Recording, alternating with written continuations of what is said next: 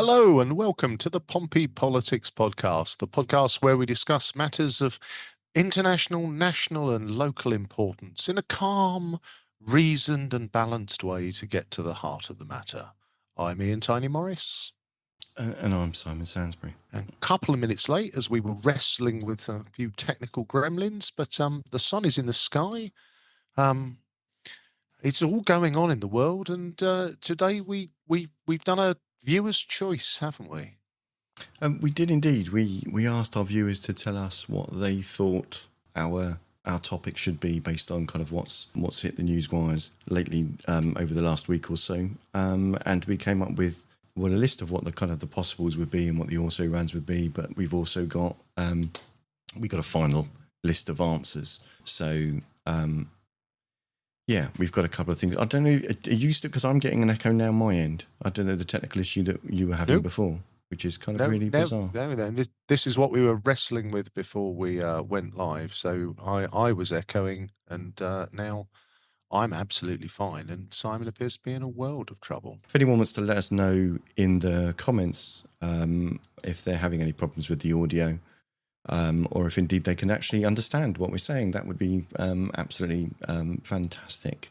So welcome to the show, everybody. So yeah, we kind of took a little bit of a list and saw what things were going on, and there were lots of things that were happening. The things that our audience wanted us to talk about was the situation in Iran with Israel attacking the nuclear facilities in Iran. They've obviously, since we put out that poll, they've now been joined in that fray by the United States. Another thing was the welfare reform bill, and the government's U-turn on whether or not to have another grooming gangs inquiry to try and understand kind of what's gone wrong in that situation.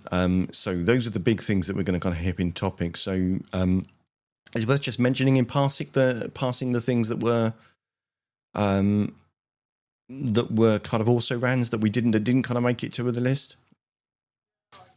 Yeah, I mean, it's been a busy couple of weeks for news. So, just the things that didn't quite make it, but we might get to a couple of them at the end if we fly through the first. Yeah, indeed. But by all means, do join in on the fray on the comments. Let us know what you think, and even if you can send us a Facebook message, a voice recording, we might even try to make that work. But to be fair, considering how the tech's gone this evening, maybe that's probably a push too far. So quite a few things that have been happening. I'm just going to run through them quickly and kind of in no particular order. So on June the 2nd, the Strategic Defence Review was published by the UK government, in which that talked about spending 2.5% of GDP by 2027 and aiming to get to 3%. Building more munitions factories, submarines, and increasing cyber capabilities. An infrastructure spending pledge was also announced. That was about a 10-year, £725 billion infrastructure plan, windfall tax negotiations, and possible North Sea oil sector renationalisation, an industry strategy and skills boost, 275 million expanding technical training by 2029 and 380 million into the creative industries. So all good, juicy investment things. The assisted dying debate was on June the 20th. So that kind of passed that initial stage in the Commons and will now go to the Lords, but that passed with 314 for and 291 against after some impassioned and detailed debates. And probably... Yeah, worth mentioning there. It is a topic that we wanted to cover on the podcast. we did have a for and against position person. One of those has withdrawn. So if you hold strong views against the assistive dying bill, then please don't hesitate to get in contact. Obviously, it is a very emotional subject, so we'd be looking for a respectful Pompey Politics podcast style discussions. But if you would like to make the case against the assisted dying bill, please get in contact with us through all the usual mediums, and we will. I mean, I don't mean like talk to the dead. No, But that's yeah, get in touch with us, and we will happily see if we can organise that or show. just email us studio@pppodcast.uk. That's studio@pppodcast.uk. And then the other thing was, of course, the vote about the decriminalisation of abortion. So on June 17th, so although it still needs to pass House of Lords and House of Commons further readings, to receive royal assent, it ends the criminal penalties for self-managed abortions in England and Wales that are beyond the 24-week limit that's currently in place. That's on the back of several women that had been actually prosecuted by the police for trying to take attempting an abortion after those periods. So yeah, really kind of meaty subjects. It was hard to kind of pick the ones. So thankfully we didn't have to pick the ones that we were going to talk about, because our audience kind of did that for us. So thanks, audience. So which one should we take first, Ian? Shall we start in the Middle East? I guess that's probably the biggest ticket item on the global scale. It is. So shall I give a quick rundown of kind of what's happened so far? Just to kind of give us a quick overview build the picture of the situation. So June 13th the IDF deployed 200 aircraft in multiple waves to attack 100 Iranian sites, including nuclear, military, and command and control, missile production sites, nuclear research centres, and heavy water reactors. The reports placed fatalities over 200, with over 100,000 civilians fleeing Tehran. To the north of the country, Iran, in retaliation, launched hundreds of ballistic missiles, hitting military, residential, and hospital areas, and injuring around 200 Israeli civilians. These were the notes that I made the other day. Obviously, this is kind of an ongoing, very fluid thing. And since I did my notes, of course, the Americans had said that they were, President Trump had said that he was going to he actually gave quite a feisty rebuke to a reporter that had asked him basically whether he was going to commit the Americans' military might to helping the Israelis bomb those facilities in Iran, and he pretty much ridiculed her for the suggestion that he would basically share with the mass media what those plans were ahead of those kind of military activities. To be fair, I guess she was just the reporter concerned just wasn't in the right WhatsApp group. But the Americans did indeed contribute using their bunker buster bombs, or the massive ordnance penetrator bombs, as apparently they're called, with 125 aircraft, 7 of which are B-2 stealth bombers, dropping 14 of the massive ordnance penetrator bombs. And it's worth noting that not just did the American intelligence agency only a couple of weeks ago, indeed, the head of the American intelligence agency state that they didn't have any intelligence that said that the Iranians were actually progressing to develop the bomb, but the IAEA chief Director General Rafael Grossi had also said that there wasn't any evidence that they were seeking to enrich. So the conflicting reports. Trump, the Israelis are saying that there is evidence that the Iranians were enriching more uranium than they needed for civilian uses, and well, that's the situation to go. So, what are your thoughts so far? Tell us your thoughts in the comments, audience. Well, yeah, definitely. Well, it's a complex arrangement, as everything always is with the Middle East. And obviously, I don't think you can look at the action against Iran in isolation with kind of everything that's happened in and around Israel since kind of October the 7th. So there is this situation where Iran does not hide the fact that it provides an awful lot of finances to Hamas, to Hezbollah, to the Houthis in Yemen, which are considered terrorist organizations by most Western governments. And again, as the old saying, isn't there, that one man's terrorist is another man's freedom fighter. But if you look at the whole situation, Iran has been in that that space for some years now. The Iranian people are ruled by the Islamic Revolutionary Guard, quite an extreme group of clerics. So it is that whole kind of dilemma of, if we want to be reductive and boils things down into, who are the goodies and who are the baddies in this conflict, which I know is reductive, but it's often the way things go. Um, Iran are definitely not the goodies. But that said, it feels like there is a very strong echo of Saddam Hussein's weapons of mass destruction and the Gulf War that then followed that, to find there were no weapons of mass destruction. Where's Hans Blix when you need him, So eh? yeah, Yeah, I think you're right. I mean, that for me was the striking similarity. It kind of feels like, obviously we don't know what the intelligence is, but it does kind of feel like a conclusion has been arrived at, which isn't necessarily data led.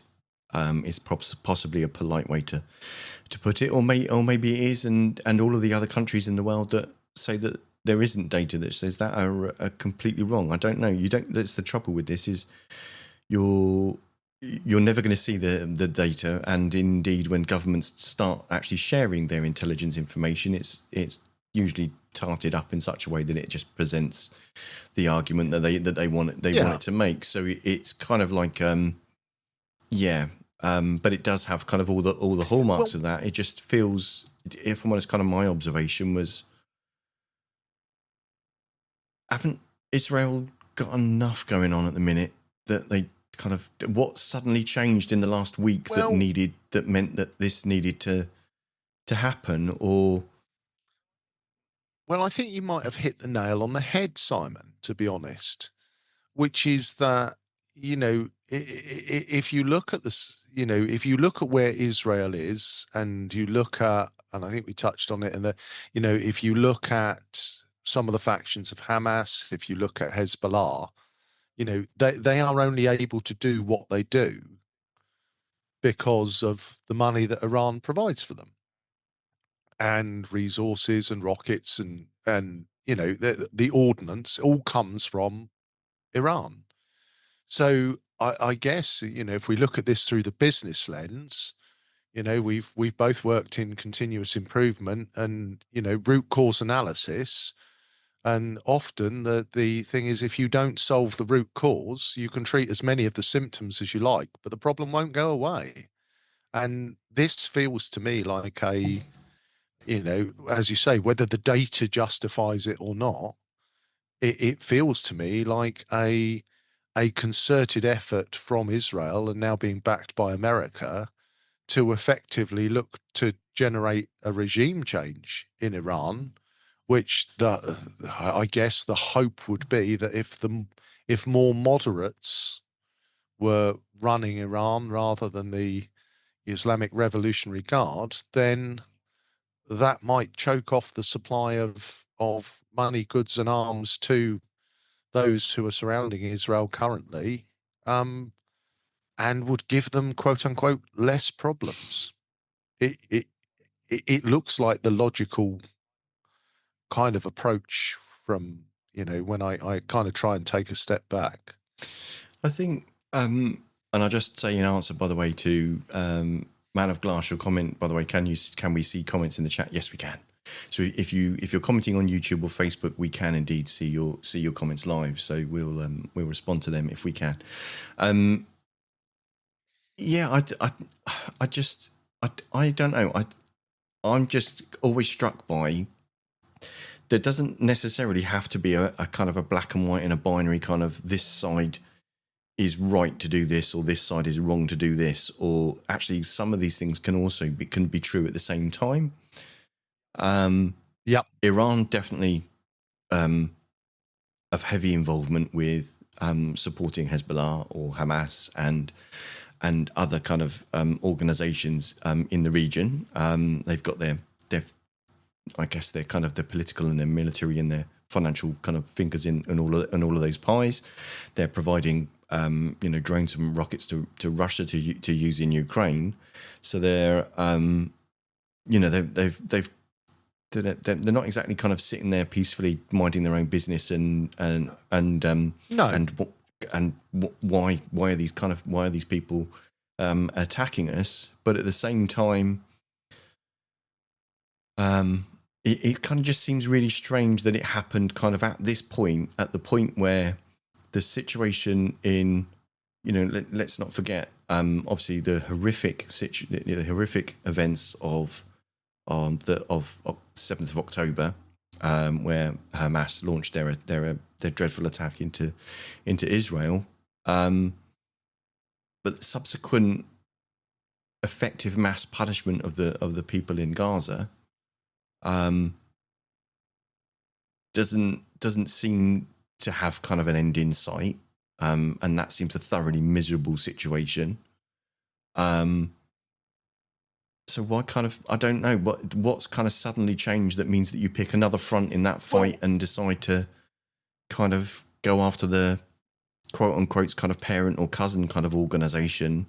Because Netanyahu's been going on about Iran being just about to develop the nuclear bomb for decades, whereas Israel, of course, is a nuclearly armed country that doesn't admit that it's a nuclearly armed country. It maintains what's it called? Strategic ambiguity. It's a lovely phrase to choose, but it's one I've deployed often in my life. I try and be strategically ambiguous a lot of the time. I was actually having this discussion online with a trusted old friend of ours, Sue. We were talking about, and we always have to tiptoe carefully around each other on this. And looking back at October the 7th, I mean, Israel has a long and very unfortunate history of collective punishment. So when you start digging into what motivated Hamas to cross the border and commit the atrocities that they did, there's this argument, well, the Palestinian people have been repressed by Israel for so long, and that there is a validity to that. But it was not a lone wolf act. It was an organized and orchestrated attack on Israel with the absolute sure and certain knowledge that Israel would react brutally, would react beyond the realms of what would be considered reasonable by most people, and would almost react without mercy. And if I look through that lens, then for me personally, I see the thread back to, well, who benefits from that? It's not the Palestinian people. No, I mean, it was never going to bring peace or a live and let live situation any closer. So the question is, well, who would benefit from that level of destabilization? And for me, I see those threads going back to Iran, who, let's be very clear, that there is a religious ideology that the leadership of Iran would would would want to see Israel and its people scourged from the face of the earth. So I think there is a piece that almost, in terms of exploring that why now, I'm wondering whether Gaza is a war that can't be won. And I think Israel has pivoted to take a different approach to try and I don't think it gets us any closer to an end, but I think the deal is that Trump's suggestion of turning Gaza into a golf resort, that if we're that far off the wall, then what's happened in the last few days. Does that seem more or less sane than turning Gaza into a golf resort? I'm not I do, sure. Well, I think I am sure. I think yeah, it's still not great, but no, what well, else is that's the there? thing, is that I think that none of the options are great. All of the options are kind of awful. I'm just kind of conscious that of three different observations. One is that it's very easy for different countries to manufacture a reason to conduct a preemptive strike.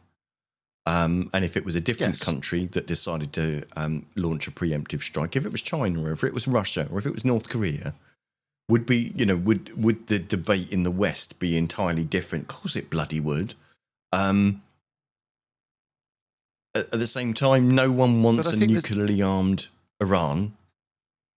no, My other kind of consideration is that, look, none of this is the Palestinian people in Gaza, the Iranian people, and the Israeli citizens.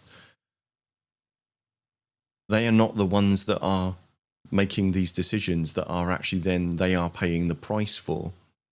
Um, Hmm.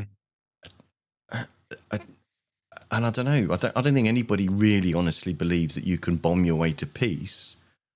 But if you're only Well, war has no, never sorry. been war has never been settled on the No, it battlefield, always has it? results in. There's that wonderful quote, isn't there, from Peter Capaldi's time at Doctor Who that we won't play for reasons of the BBC are quite ferocious at their copyright infringement. But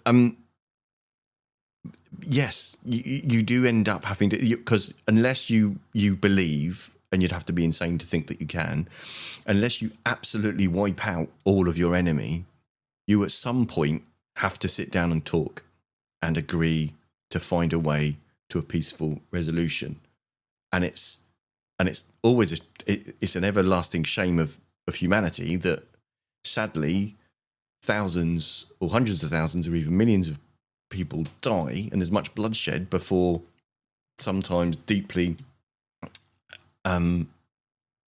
animus sorry deeply countries with deep animosity to each other get to a point that they can actually kind of agree that. And I don't know kind of what the end game, but if the alternative of doing this, let's face it, it's an awful thing. It's not a good thing. It's not a, I don't like the kind of the champion, the cheering and the hooping and the wallering and the fist pumping kind of coming from the Americans. That just seems really kind of crass and awful, because people are going to be dying, and just to be kind of fist pumping the air or effectively kind of doing those sorts of things, it just seems really ghastly. But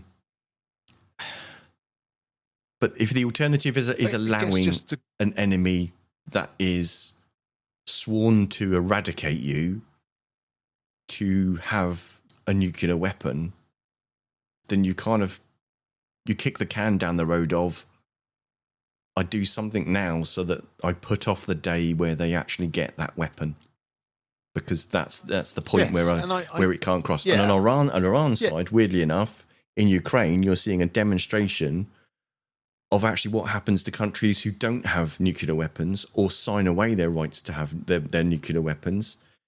Because in Ukraine's case, one of the 6 countries that swore to protect their sovereignty and convinced them to give up their nuclear weapons is the one that bloody invaded them.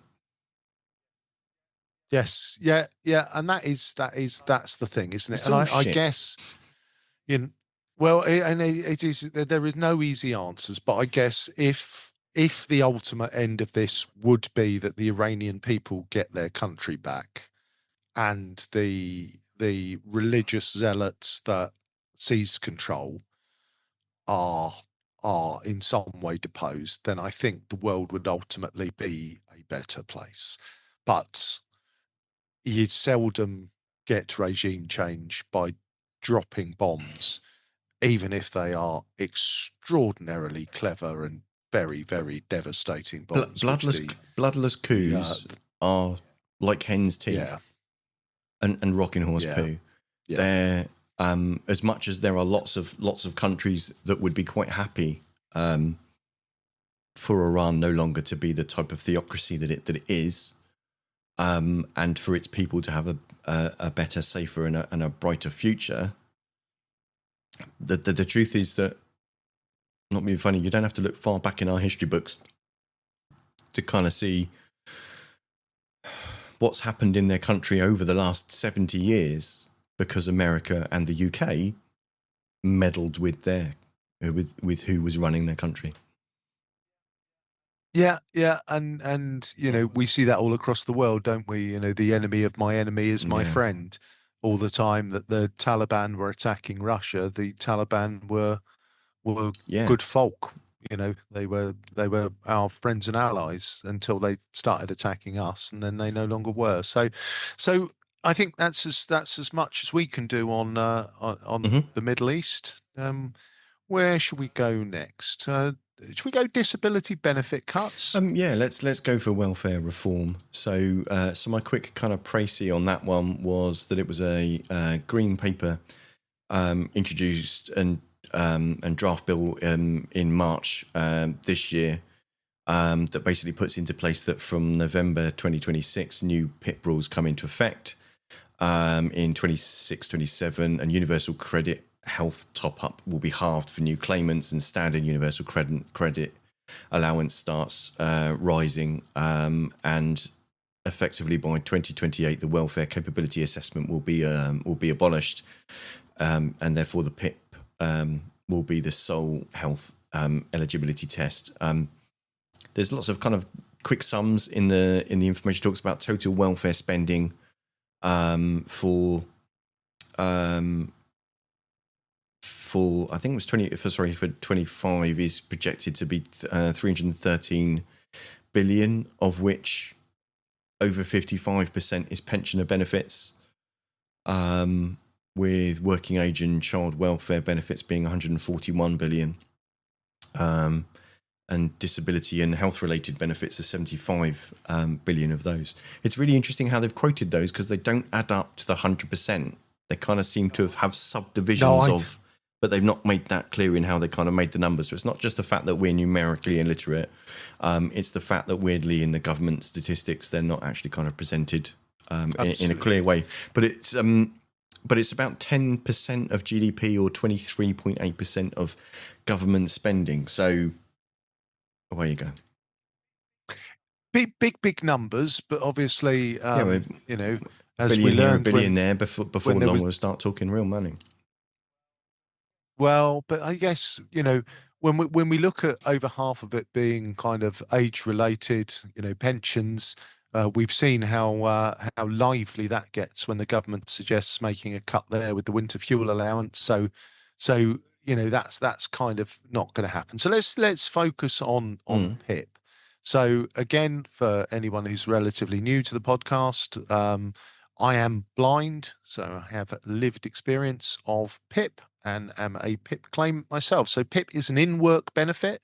So whether you are working or not, you are entitled to PIP if you are assessed as your disability impacting you, and the money is intended to help with the additional costs of disability. So that might involve getting, somebody into help. It might involve with transport costs, buying equipment.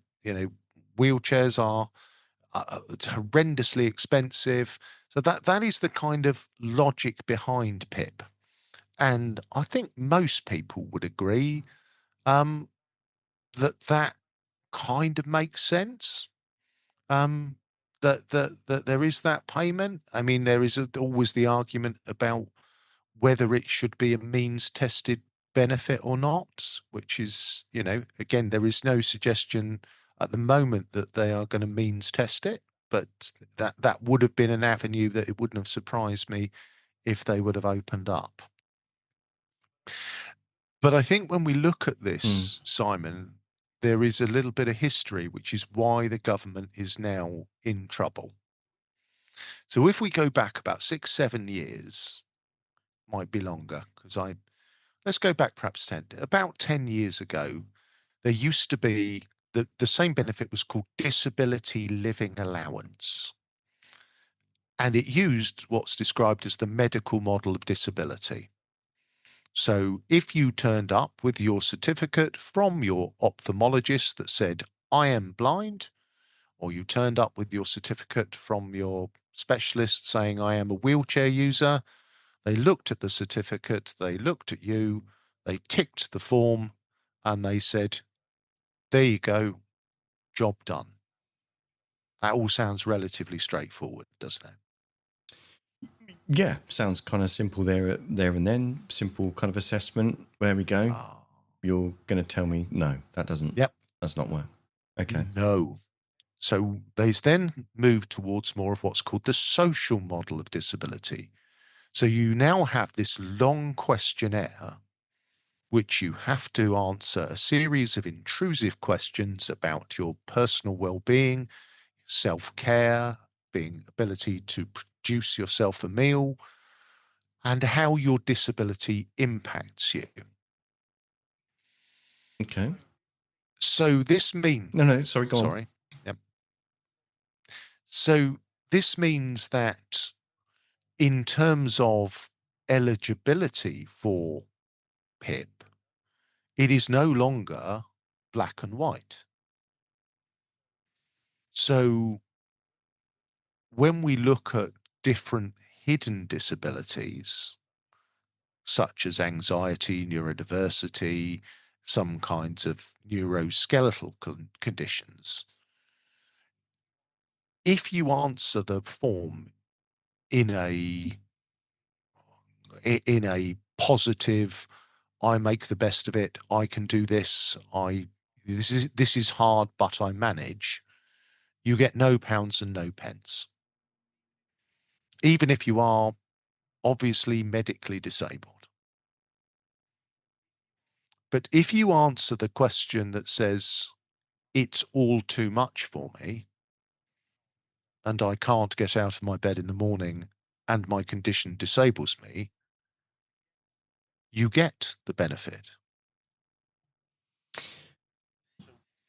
So what the government Mm-hmm. has seen is an exponential increase. I think the number's about 40. I think the growth in the under 45s for people claiming PIP is almost entirely neurological and anxiety, depression based growth. And it is growing like topsy. And so the reforms that they're bringing in are suggesting that you have to be, quote unquote, more disabled to qualify. Yeah, and a lot of this kind of seemed to, and I'm right in thinking that a lot of this increase occurred kind of around the pandemic, and has basically just kind of, Yes. rather than kind of that being a blip and then kind of reverting back to the mean, it's actually just it carried on that trajectory of that increasing amount. Is that essentially what the government is saying is happening? Yes. Yeah. So what they're seeing is they're saying that Mm. there is an exponential growth in in kind of people claiming PIP, and there is this piece where, from a government perspective, it's where they've got this challenge, which is that the increase of people who are identifying as disabled. And when I'm saying this, I don't want to create this league table of disability. You know, blind people have it harder than deaf people have it harder than people who use wheelchairs, etc., etc. You know, that's not the way it is. And people who have, you know, severe anxiety and you know, that it is an incredibly disabling condition. The challenge that the government has is that as we become more aware of mental health and we talk about it more and we perhaps are more understanding, and I guess, you know, when I look at, you know, neurodivergence now, and, you know, when I was at school, there are a couple of examples of, you know, kids I went to school and college with who were extremely, obviously fully along the autistic spectrum and had all of those things. They were just considered to be, quote unquote, a bit weird 40 years ago. Whereas now, we have a label. But I think from a government perspective, their real challenge is how do you ensure that you target the money to those people who need it? How do you ensure that somebody who, if they believe they are disabled, then by default they become self-disabling? And how does a sensitive and caring society help that person back out of that position to be whatever the politically correct term is for fully contributing, living the life they choose, etc., without it sounding like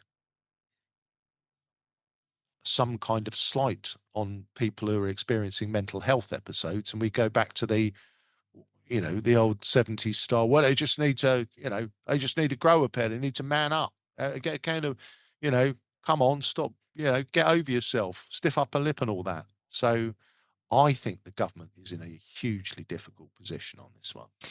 I mean, they clearly are, because at the end of the day, it doesn't take a genius to figure out that you can't continue to have exponential rise in welfare costs,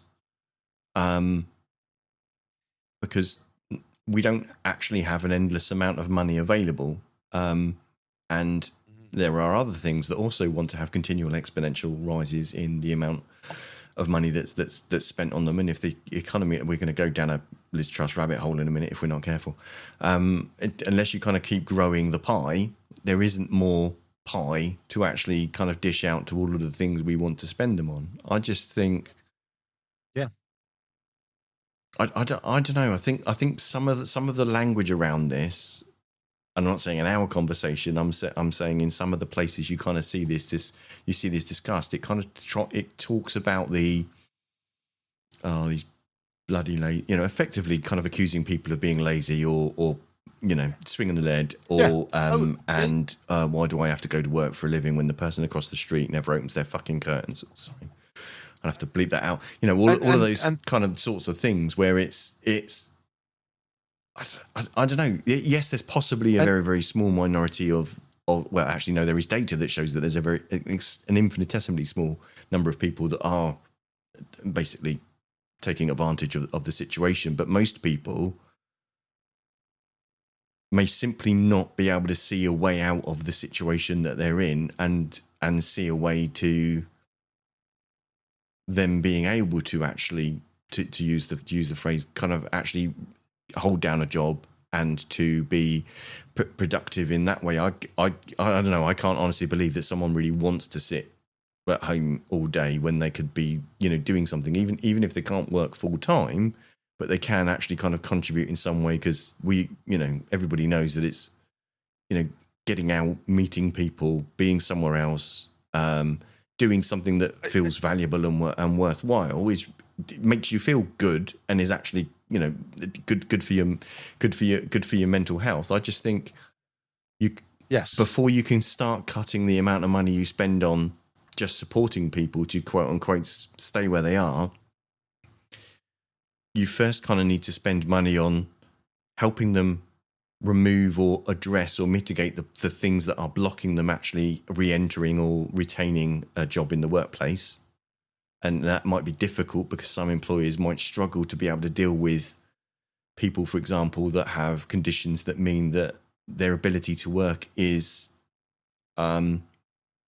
it isn't kind of constant and dependable. They might have days where actually look they can kind of work fine, but also days where they literally can't get out of bed. So there'll be all sorts of situations where that happens. But do you also need to kind of invest money and support in helping employers support staff into those roles and keeping them? Yeah. Well, and this is undoubtedly the challenge that exists, because there is the access to work scheme, which the government is looking to cut simultaneously. So there is a scheme which pays for Hmm. reasonable adjustments in the workplace so that the employer who takes on a new member of staff, doesn't then have to pay hundreds, if not thousands, of making reasonable adjustments in the workplace to accommodate that person. I think the challenge with it is there is this, it is that element of there was the number of people who need that help is increasing exponentially. As a stat, if we look at children now who are considered in the SEND category of having special educational needs or disabilities, that was 9% of children in 2019, and in 2024 it was over 18. So the number of children who have special educational needs and disabilities has doubled, or the children identified as having those those needs have doubled. Now, the challenge, as you say, that any government faces is that, it is that with that increasing, what do you how do you ensure that the people who are the most disabled and in need get that money, and the people for whom it's such a difficult Mm. language to use, it is a lifestyle choice, or it is a belief that they have now hold that they cannot. How do you deal with that sensitively and not impact the people who are in genuine need? Because we've all seen it. We talked about the workplace capability assessment. We have all seen the stories of, somebody suffering from terminal cancer who goes through one of those. The assessor tells them that they're fit to work, and frankly, they're not entitled to any more benefits, and they're dead within a week. We've all seen those stories, and of course, they will be the fraction of 1%. But it is that piece of, unless you take something like this entirely on trust, you have to have an assessment process that draws red lines and says, if you are this side of the line, you get the benefit. And if you're not, it's the other. And I guarantee you that whatever solution they come up with, I think this one's going to run and run. And I think politically, I don't think the majority of Labour voters and or Labour MPs are going to feel comfortable about money saving, quote unquote, being taken from the hands of the sick and the disabled. I think this is a story that's going to run and run, Simon. And I do have sympathy because I don't think there are No, any easy well, I answers. think you're absolutely right there. There are not any easy answers on this one. It's actually very easy to write headlines about it, as certain media outlets do. But the truth is, if you want to be fair and humane and to make sure that there is a safety net and there is support for people that genuinely need it, then you can't make those kind of sweeping catch-all kind of decisions. And I think somewhere there needs to, someone needs to, someone in the government needs to be honest and say, actually, this isn't easy to fix, because people are complex and the problems that they have are complex. But just because someone's life is complex and they have certain additional needs or certain requirements, that doesn't mean that they can't do some form of work or contribute in some sort of way. And it Yeah. and it is cruel in a way to just leave them to leave them to their life and not actually provide them with that opportunity and that situation. But you do that, Yeah. you've got to do that in a way that isn't you know, forcing people to go and do Well, jobs that it's they the thing, actually, isn't it? that they can't. I feel that there's got to be something that people can do, even if at the moment the Well, situation that they're facing, they absolutely feel that it's impossible for them to do something. With the right support, most people will be well, able and to. yeah, and it's always that thing about when the safety net becomes a Mm. hammock, isn't it? And it's that piece where when we look, and we've stayed away from universal basic income because when you look at what is a humane level of benefits, if the humane level of benefits, if you look at, if you look at kind of the employment support allowance, PIP, and then you put on top, housing costs. And if you're a couple, then when you look at those, with housing costs as they are at the moment, when you look at that as a total package, that is what you get as a set of benefits. If you both go to work on the living wage, you will not be picking up much more than you pick up. You know, your life is yours to do as you own, as you wish. And like you, I would much rather see people being active in work, all of those good things. But yeah, it is going to be a dilemma, and I guarantee they're going to get it wrong one way or the other. So let's watch this Okay. space. Indeed. So And our final in this cheery yeah. episode of the big ticket items, I hadn't actually worked out just how kind of, oh God, the three topics were, but hopefully we brought as much light and brevity as we can to the topics. What's our final one, Simon? Well, the final one was the government deciding to U-turn on its previously stated policy not to hold another inquiry into the grooming gangs. So this month, Baroness Casey's national audit that had been commissioned in 2025, in January this year, pointed to deep institutional failure, a lack of ethnicity data in 2/3 of cases, widespread obfuscation around offenders' backgrounds, failures in data collection. And Casey herself had actually previously been against the idea of a new inquiry because previous inquiries had existed and the outcomes of those inquiries hadn't actually been enacted.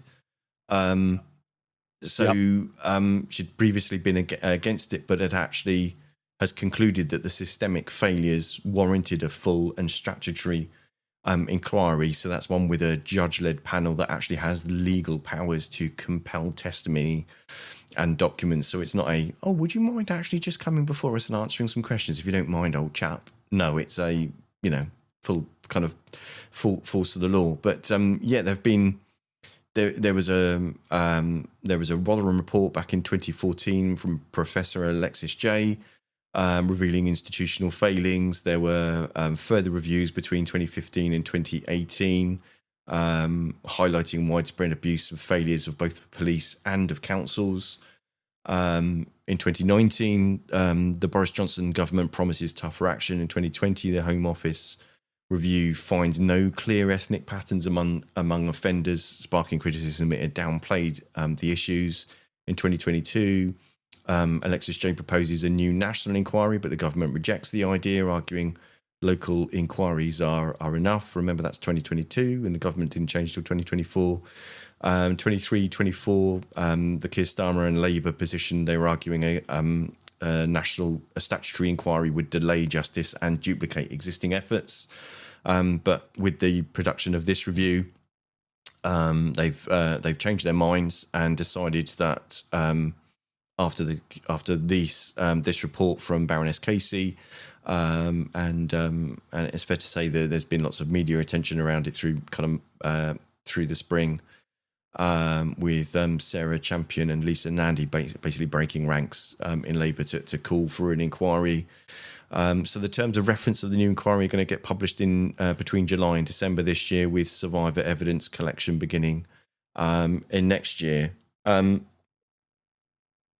There's kind of several elements to this, isn't there? And I'm kind of struck by, we've had several actually thorough and in-depth inquiries, not a national inquiry, but we've had several inquiries before. And I'm kind of always struck by all of these inquiries that we have that don't have the legal power to insist that the government actually enforces or enacts the conclusions of those inquiries. It kind of if I'm honest, it makes me ask, what's the bloody point in having an inquiry if you're just going to put the report in a drawer and ignore it? I don't kind of get the logic of that. So on one hand, there is information that's been available for over 10 years that could have, action that could have been taken that hasn't. by, by the government of the, if that was 2014, of the government at the time, and successive kind of issues that were pointing to that. So it also then seems really, really distasteful for then the political point scoring to be kind of used of, oh, this is some victory, we've achieved this. Well, what if it was such an important victory, why didn't you do something when you were in government? I think Yeah. rather than celebrating a victory, there's the victims here that have been thoroughly let down, that haven't had. I should imagine. I don't. I mean, I wouldn't begin to put my place in the shoes of a victim. But surely, if you or a family member has experienced some sort of systemic or societal wrong, criminal acts, then you'd want the perpetrators to face justice, and you'd want to make sure that it doesn't happen to someone else again. And Well, I think that's the key. That's the key point, isn't it, Simon? It's that element of, lessons will be learned. Well, lessons are only learned if you listen to them and you do something with them. And I think when we look at this topic, that there is a distastefulness about the crowing of the U-turn, because there is this element of it is a sordid and uncomfortable spectacle that the previous government kicked the can down the street. And it's interesting that the current inquiry that has literally just burst forward says that there isn't enough ethnicity data to prove or disprove something. Whereas the report, and I can't remember, there was a 2018, 2019, the report said, oh yeah, there's no ethnic element to this.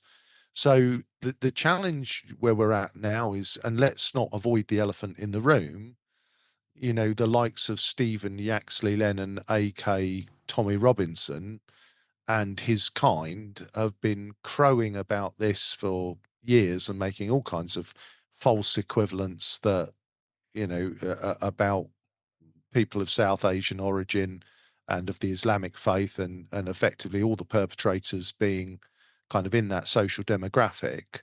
So there is this element of there have been people for whom they've been desperate for this racially divisive element to be true, and it's the piece where nobody has dealt with it well. I think. How do I feel about a national inquiry? I feel like you. There's a bit of me that says, well, what's it going to tell you that you don't already know? And when it tells you, what are you going to do with that information based on the evidence that seems to suggest nobody's enacted the learnings from the previous inquiries? Yeah, and I just can't help but feeling that whatever the crime is and whoever the perpetrators are,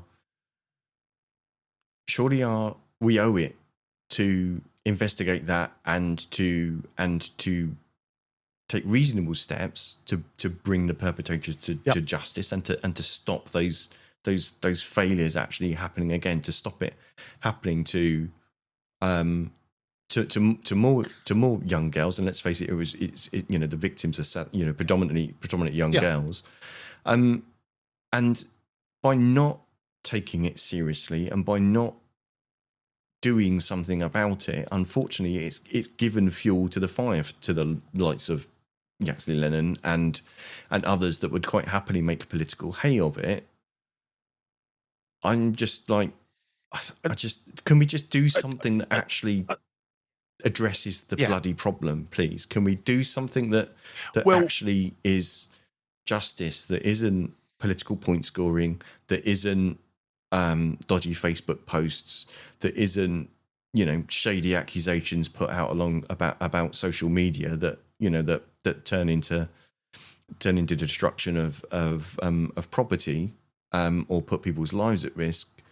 Let's actually do what our society should be doing, which is protecting its young people and protecting the wider society. Of just do your bloody job, just investigate it. And the shame is I forget his name. There was this guy who pretty much was hounded out of his position because he just wouldn't give up on the fact that he was seeing something, and the data isn't conclusive enough to say that that's a national trend or whatever. But you can't say there isn't a thing and there isn't a problem unless you go looking for evidence and then make your conclusion as to what the answer is.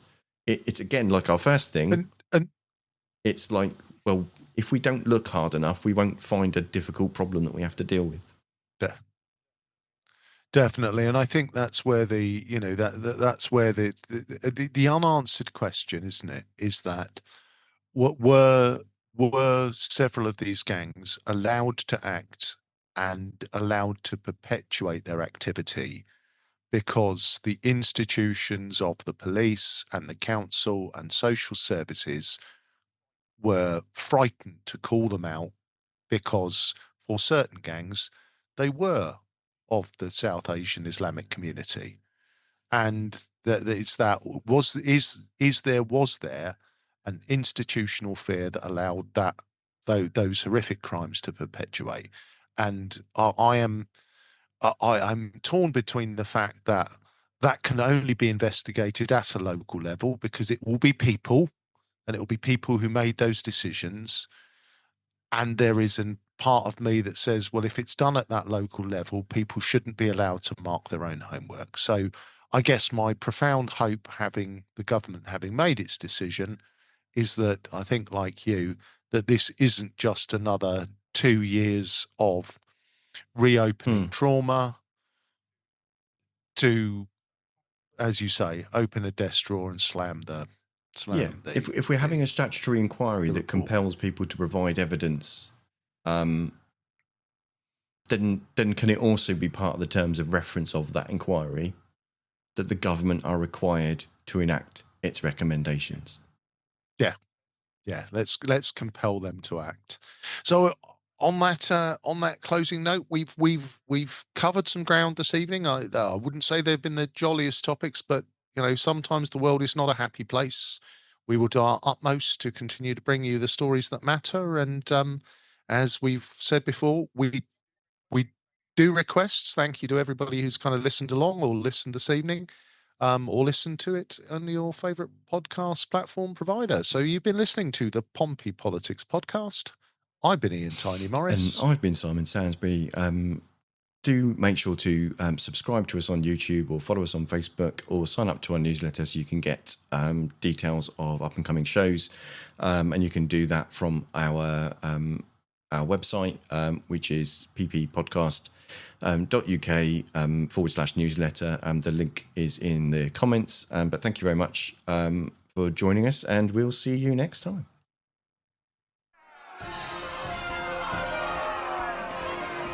Don't forget to like, follow and comment on Facebook, or comment and subscribe on YouTube. Find us on all the social media platforms: Facebook, X, YouTube, Threads, LinkedIn.